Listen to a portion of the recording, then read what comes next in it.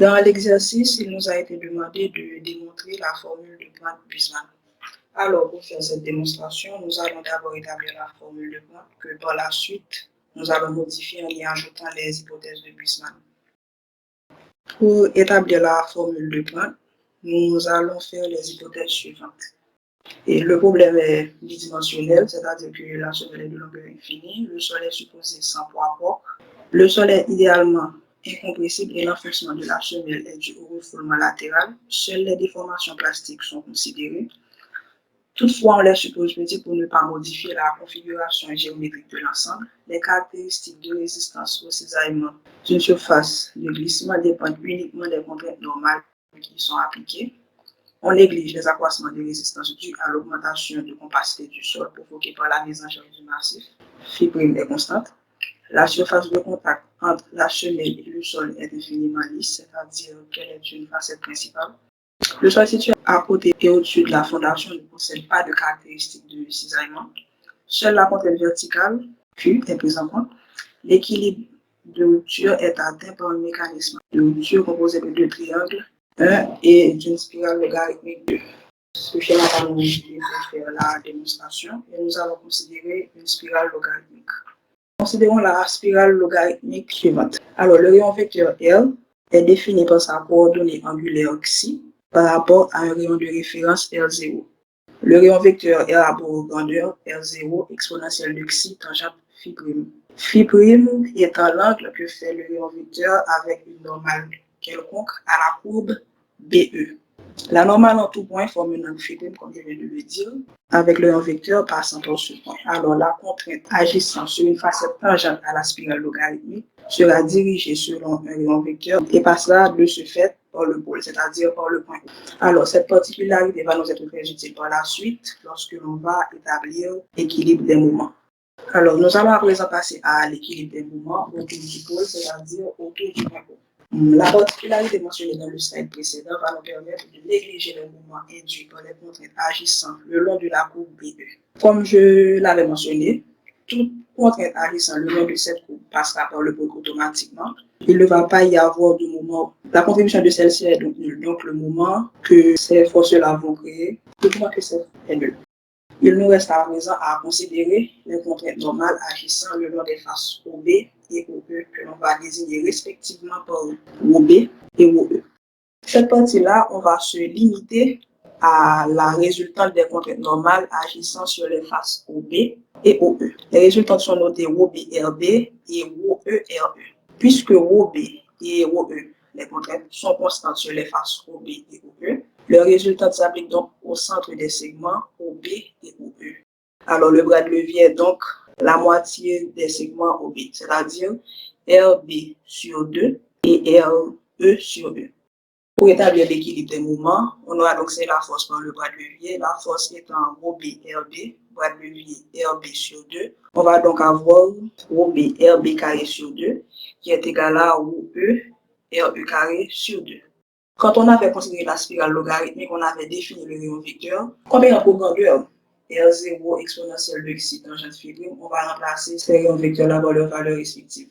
En se basant sur cet équilibre-là, Pointe a donc exprimé le pouvoir portant ultime d'une semelle filante par la formule suivante. Toujours dans le cas d'un sol sans cohésion. Q ultime égale NQ par Q. Si le sol est cohérent, NQ étant égal à exponentielle de si tangente phi par tangente carré 45 plus phi sur 2. NQ se décompose alors comme deux termes multiplicatifs. Kp qui est égal à tangente carré 45 plus phi sur 2 va nous permettre de passer de la contrainte mineure du triangle passif à sa contrainte majeure horizontale. Et la valeur exponentielle de pi tangente phi va assurer la rotation de la contrainte horizontale majeure le long de la spirale logarithmique pour rejoindre la contrainte majeure verticale du triangle actif. On va considérer le terme de cohésion. Si le sol est cohérent, on va alors appliquer le théorème des états correspondants de Capot. Alors, ce théorème nous permet de passer du cas d'un massif sans cohésion à un massif cohésif. Il nous suffit alors d'ajouter une contrainte qui va dépendre de la cohésion C et de l'angle de frottement interne phi. Cette contrainte-là que l'on va ajouter aura pour valeur C cotangente phi et on va ajouter cette valeur-là à toutes les contraintes normales obtenues dans le sol sans cohésion. Ce qu'on avait trouvé au préalable, Q ultime égale Q fois NQ. Lorsqu'on va ajouter le terme C cotangente phi, on va avoir Q ultime plus C cotangente phi égale à NQ fois Q plus C cotangente phi. Et en développant, on va trouver que Q ultime égale à NQ fois Q plus NQ moins 1 fois C cotangente phi. Le pouvoir portant du choix peut être mis sous la forme Q ultime égale à Q fois NQ plus C fois NC. Alors, NC, c'est la valeur NQ-1 fois cotangente phi. Comme je l'avais dit dans les hypothèses qu'on avait fait, le seul exposé sans poids propre, N gamma est nul. L'expression de point va donc être Q ultime égale Q fois NQ plus C NC. Comme je l'avais dit en introduisant le problème, on va modifier la formule de Brandt en considérant les hypothèses de Buissmann. En effet, Buissmann a complété la formule de Brandt en introduisant un terme de potence relatif au poids propre du sol. Après avoir comparé les différentes formes de mécanismes de rupture sous différentes hypothèses relatives à gamma et à Q, Buissmann a fait l'hypothèse que pour obtenir une expression analytique, que la forme de la surface de rupture déterminée par Brandt pour un sol non pesant restait la même lorsque l'on prenait en compte le poids propre de celui-ci. Le schéma qu'on a ici va nous servir de guide pour arriver à la formule de Brandt-Buissmann. Puisque maintenant on va considérer un sol pesant, pour établir une formule générale, il a considéré plusieurs échantillons de sol pesant dont les paramètres diffèrent. Dans le premier cas, on a C', la spirale passant par C', gamma différente 0, Q égale 0. Dans le deuxième cas, pour C seconde, gamma différente 0, Q différente 0. Et dans le troisième cas, gamma égale 0 et Q différente 0. Donc, il nous suffit alors de déterminer le terme relatif au poids propre, soit alors N gamma, dans chaque cas, et ensuite on va appliquer le principe de superposition qui va nous permettre de trouver le terme relatif général au poids propre que l'on va ajouter à la formule de Brandt pour trouver la formule de Brandt-Buissmann. Alors, comme je viens de le dire, on a déterminé le terme relatif au poids propre dans chaque cas, comme on avait défini 3 cas pour la démonstration de ce problème. Alors, on a déterminé le terme relatif au poids propre pour les cas 1, 2 et 3. Ensuite, on a appliqué le principe de superposition qui revient à faire la somme de ces 3 cas-là pour trouver le terme relatif au poids propre dans ce cas général.